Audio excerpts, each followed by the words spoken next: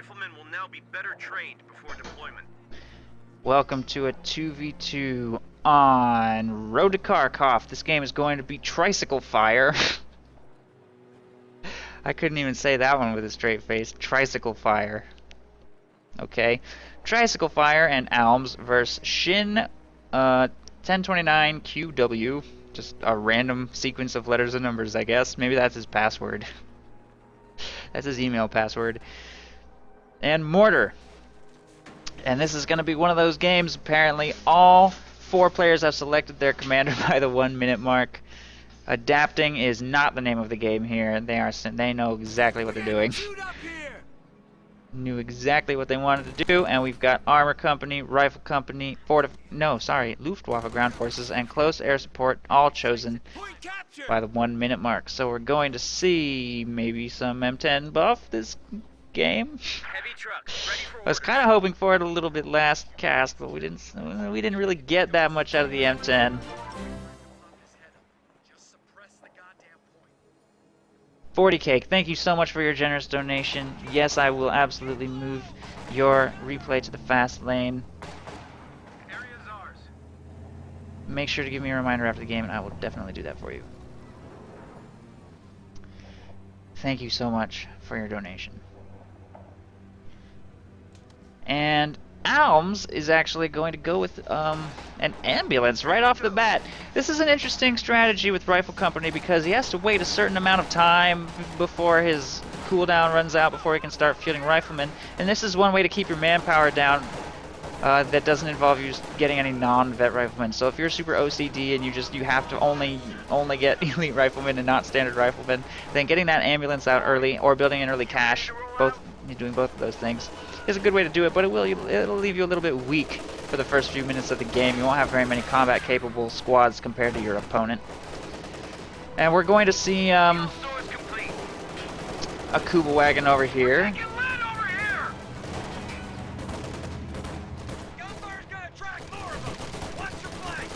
And it's doing a little bit of suppression. Actually, we're gonna have a double Kuba wagon start. Uh-oh, I think this guy is watching Red Wings.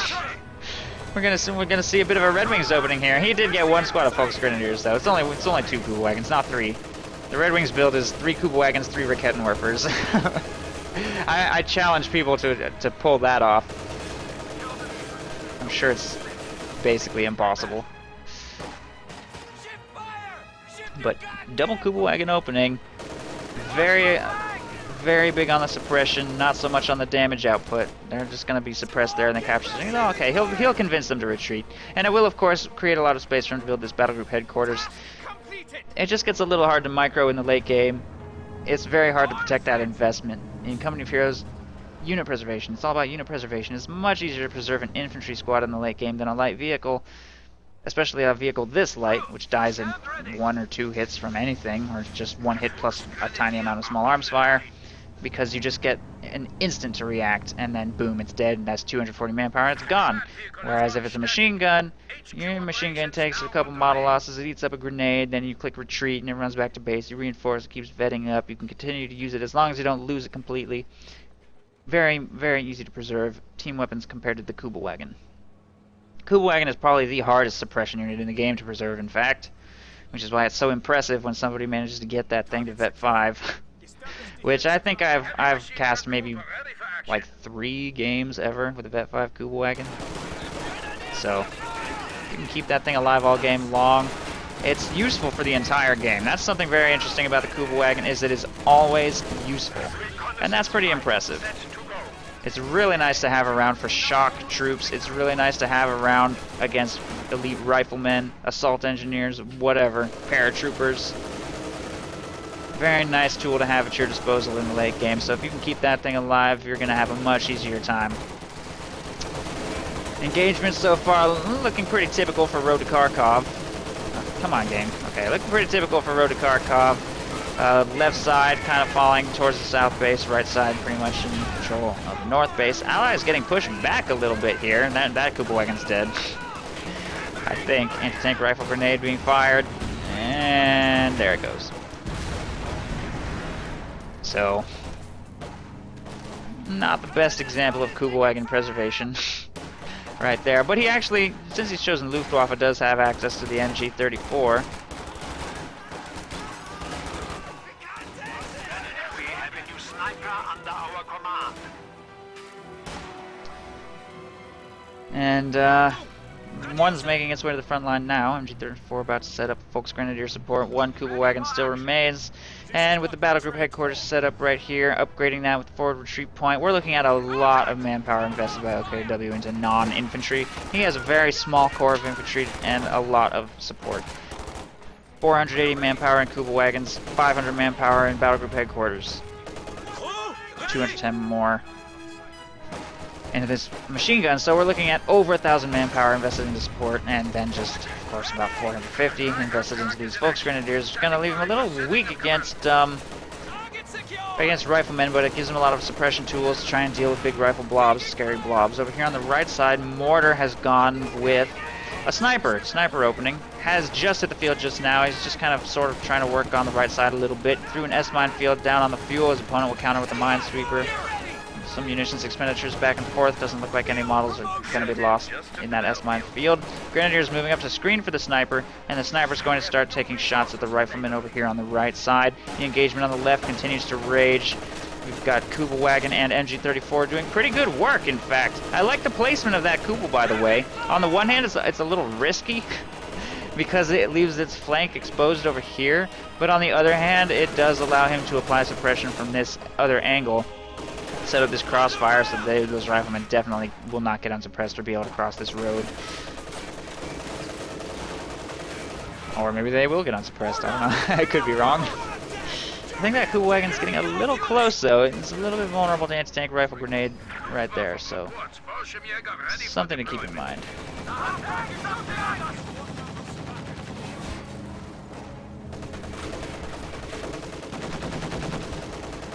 AA half-track on the field from the Americans, who have managed to maintain control of their fuel and cut off for long enough to start getting some scary light vehicles out. No M20 that I've seen.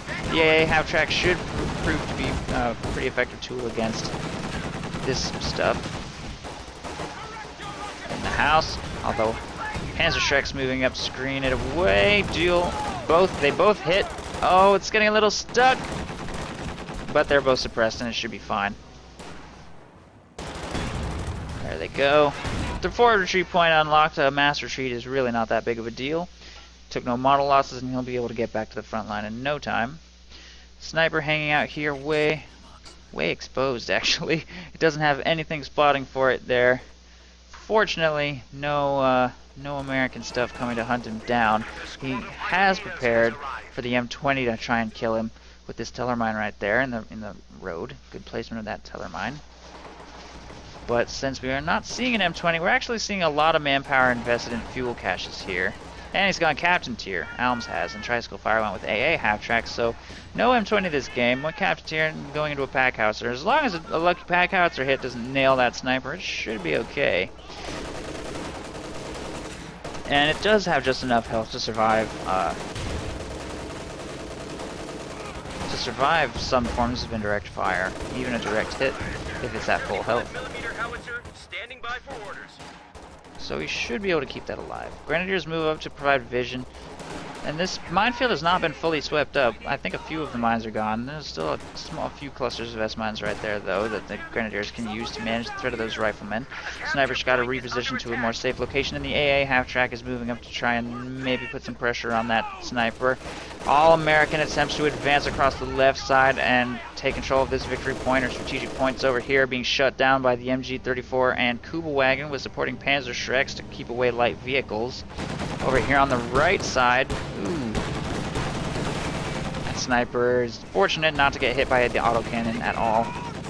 Grenadiers take a pretty nasty hit though. They're gonna have to pull back to safety, and the minesweeper's gonna move up here to get some of these mines cleared out if they can get those Grenadiers cleared up though. Axis map control is very strong. Our opponents are seizing a sector. Holding the south fuel and cut off for the entire game easily without a care in the world. North fuel, entirely different situation. On road to Kharkov, the north base just sucks. Every time I cast on this map, it's a desperate fight for this cutoff against massive amounts of crap that can hang out in these buildings and green cover all the way up to your cutoff. Our territory. This map is just... well, I don't know. In 2v2 particularly, it seems a little lopsided. That's just my opinion, but It's ready to use. The enemy has driven a wedge in our lines. I don't know. I guess I should keep my opinions out of it. Jagdpanzer making its way up to the front lines, getting a little aggressive here. Getting a little aggressive. I don't know if that maneuver was the smartest thing in the world. Fortunately, no anti-tank guns on the field yet to punish. Nice pack howitzer hit right there. They've got to retreat immediately. Kubelwagen is moving up to try to support. Fallschirmjäger have also been fielded. I don't know why that squad hasn't retreated. That's going to get wiped, I think. Wow. Can't believe how long that squad survived. They probably would have survived their retreat even with that incredibly late retreat. The Kubelwagen and MG42 here in green cover are getting great suppression done though. 4 squads suppressed will all be forced to make retreats, and suppressed squads are just Fallschirmjägers. They couldn't be happier firing at suppressed squads. Automatic weapons, great medium range squad. Ooh, they get nailed by the pack howitzer though. 2 of them go down, they'll be forced to retreat. And Fallschirmjäger are one of those squads of infantry you really only want to have one of because of their huge manpower cost and reinforced cost, which is why I think this was a mistake. But I don't know. I guess we'll see if we can make that work. I think it's better to have Fallschirmjäger, like one elite squad of Fallschirmjäger that you try and vet up and you really babysit them over the course of the game, and then just make up the rest of your infantry forces with Volksgrenadiers, Obersoldaten, or whatever, something cheaper, something easier to reinforce that you can use as more of a meat shield, especially in one of these really nitty-gritty games with highly lethal engagements, artillery flying everywhere. You're gonna take model losses. There's no way you're gonna run that Fallschirmjäger squad around and get like 10 kills without taking any losses. Not on a battlefield this ravaged.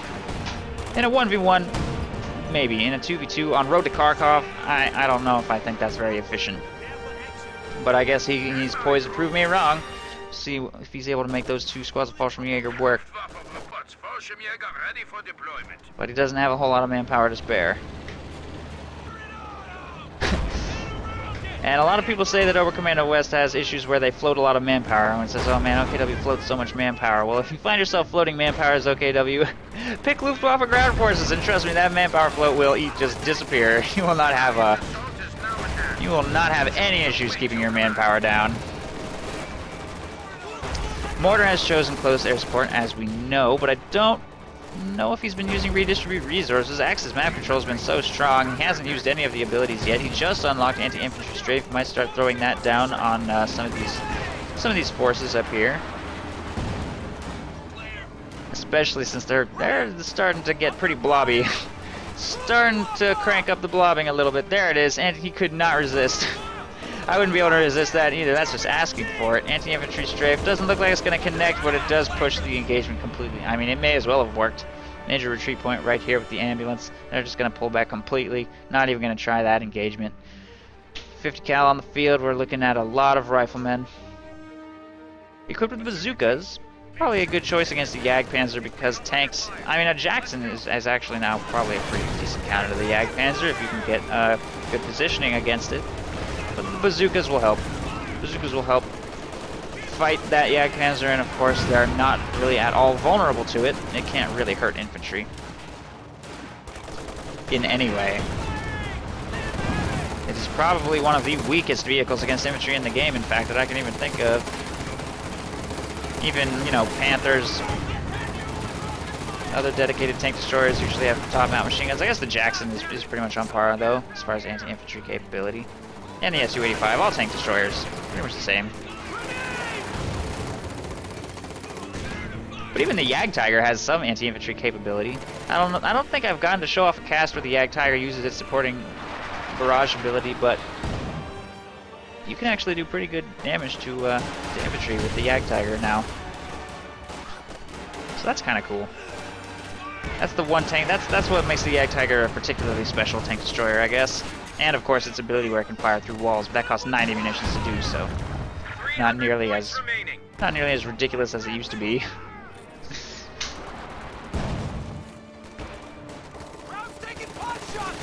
Man, that pack howitzer is just ruining these Fallschirmjägers' ability to do anything. They just get suppressed, retreat, suppressed, retreat, suppressed, retreat. Same for the riflemen, though. Same for the riflemen. Honestly, on this map, it's best to just hold the line. Just take the victory points and just hold the line. After a certain point, it is pointless to attempt to be aggressive or push. Just try and triple cap. Just try and triple cap and seal the game, because nobody wants to have to push into this. Only push to the extent necessary to keep the pressure off your victory points and off your trucks, off your forward defenses. And I'd say that's pretty much what the Axis are doing. They're not getting overly aggressive or overcommitting to big pushes, but they are going to lose control of the center VP here.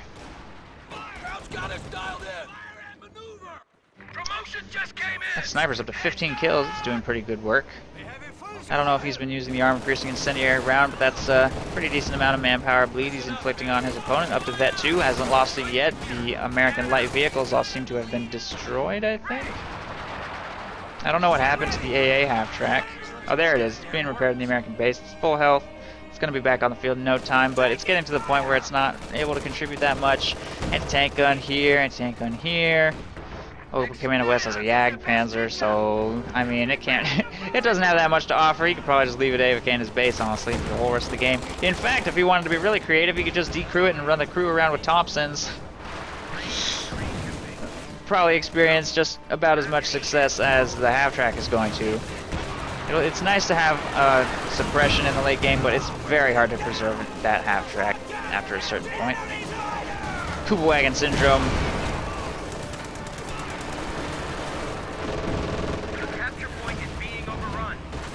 Anti-infantry strafe locks down that lieutenant right there. MG's going to easily keep that pin. Jagdpans are getting oddly aggressive again. There is a Jackson on the field. Misses its first shot, rounds the corner, going in on that Jagdpanzer hard. Fallschirmjäger catch the pack howitzers, though, pretty undefended here. They're bursting that one down quick. And they will retreat after a huge hit from the EZ-8 right there. Ouch.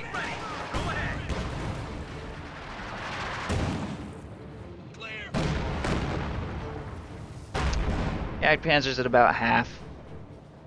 Jackson got one shot off on it, nothing beyond that. The MG-34 set up in front of those riflemen. They're not going to make anything happen here. I don't think I've seen a single smoke grenade, by the way, from the Americans.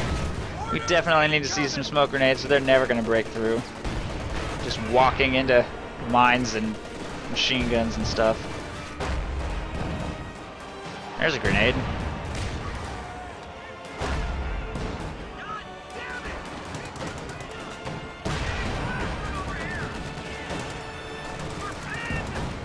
Ooh. What killed that last guy? Was that a bazooka? I think that was a bazooka. Airborne assault getting called in over here.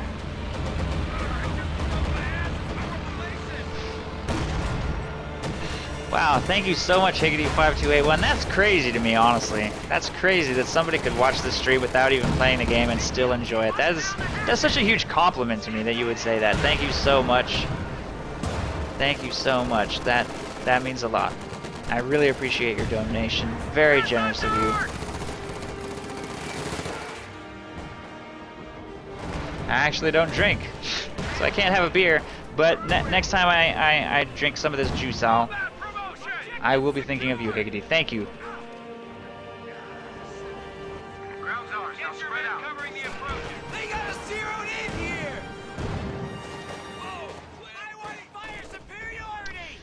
Those pack howitzers, though. Vet 2 on this one. Vet 1 on this one.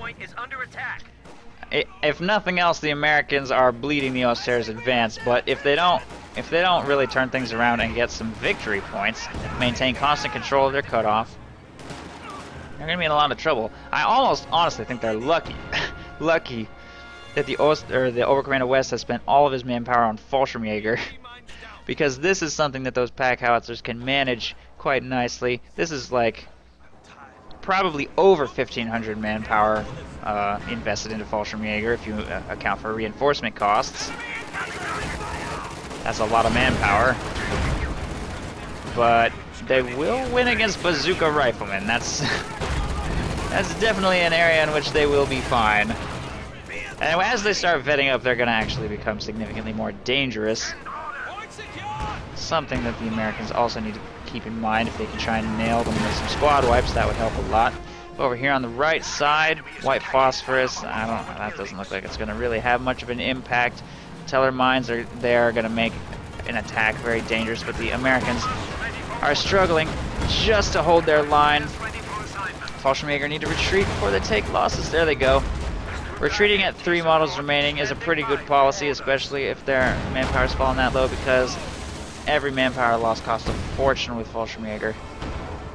47 manpower per model to reinforce, and never be able to afford anything else if you let them fall too low. On the right side, Mortar is breaking through, taking control with his grenadiers, with the munitions and fuel points. And Grenadiers are going to grab the central VP, and a stupid dive bomb just called in somewhere. Oh my god, why isn't anything moving? What is this, late reaction? Oh god! I guess all things considered, that actually wasn't that bad. The ambulance got abandoned and nothing got wiped. He didn't lose the full squad of rear echelons or the major. So he'll be able to reinforce everything at half price, but I mean, that's still a lot of manpower.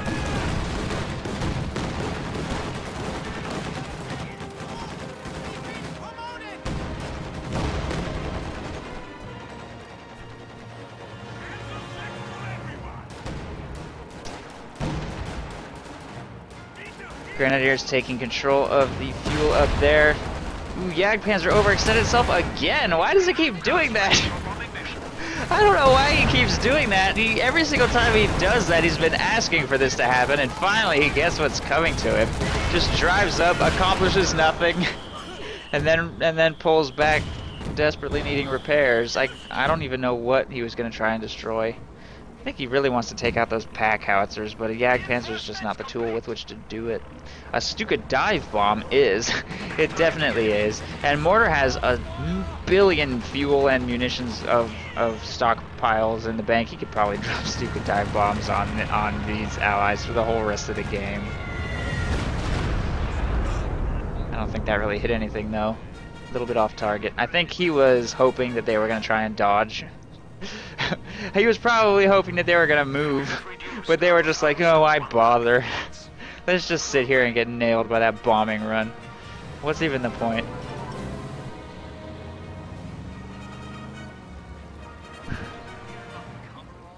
Oh my god, Higgity, that donation is ridiculously generous for somebody that doesn't even play the game.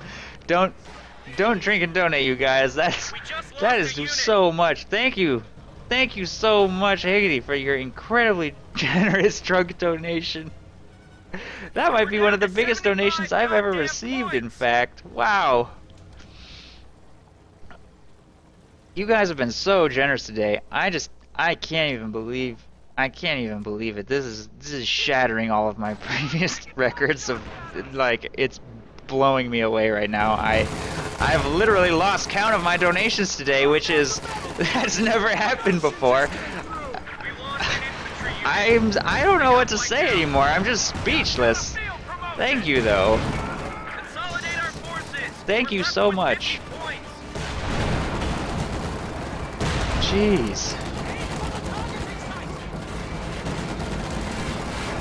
The game ended. The game ended while I was giving that speech. Post-game comments. Basically, I think it's already very difficult on this map as allies in the north spawn. This cutoff is a nightmare to deal with. You have to try and manage the right side and your cutoff simultaneously, always working the center and right. The allies definitely could have played a little better. Didn't think the Ober Commando West made particularly great build decisions. I didn't see any smoke grenades. I didn't see any smoke at all from the allies. I saw a little bit of white phosphorus smoke. I saw that. But basically, I think the allied early game needed a lot of work this game. They never really sufficiently applied pressure, even beyond the strategic point right outside their base. So even though they were probably at a bit of a disadvantage on this map and matchup, I definitely think there were a lot of areas of improvement the allies could have made, and we definitely saw some pretty pretty lazy dodging of Stuka dive bombs over there on the right side too. So that's a pretty obvious area in which the Allies can improve. For the close air support player, way too much fuel float from Mortar this game, up to 400 by the end. Just because you're close air support doesn't mean you can't make tanks. In fact, we've seen Captain Price go with 2 Panthers. 2 Panthers in addition to his close air support play. One of the strongest things about close air support is if you do have a map advantage, you can spend those resources on tanks and have the powerful plate abilities, and that's a really deadly combination. So I think that's an area in which Mortar could have improved, and apparently a sniper died by the end. I wanted to check on its kills, but I think we saw some pretty solid sniper micro and protection here. Good use of the bunker and teller mines in the sniper's retreat path to keep it alive. Apparently that wasn't sufficient because it's dead, but those are definitely good practices to employ. So I liked that. All in all, good game. Axis wins.